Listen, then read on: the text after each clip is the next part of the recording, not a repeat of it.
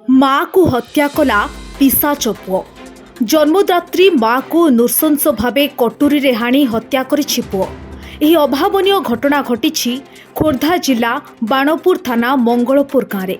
गतकाली रातिरे एही गाँवर स्वर्गत रघुनाथ बेहेरांको मझिया पुओ बनमाली बेहेरा निज वृद्धा माँ को हत्या करिछि।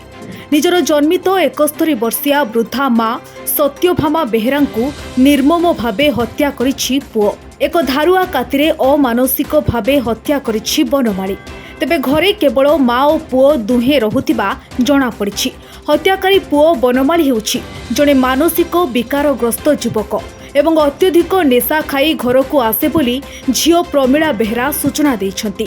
बनमाली मानसिक रोगी होइथिबा जोगु तार स्त्री और पिला माने दीर्घ वर्ष धरी निज बाप घरे अलगा रहुछन्ति।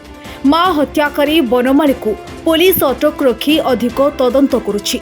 सेपटे मृत शव को जबत करी व्यवच्छेद पई पठाइछि बाणपुर पुलिस। टांगी चिलिकारू संतोष चौधरी की रिपोर्ट, न्यूज वन।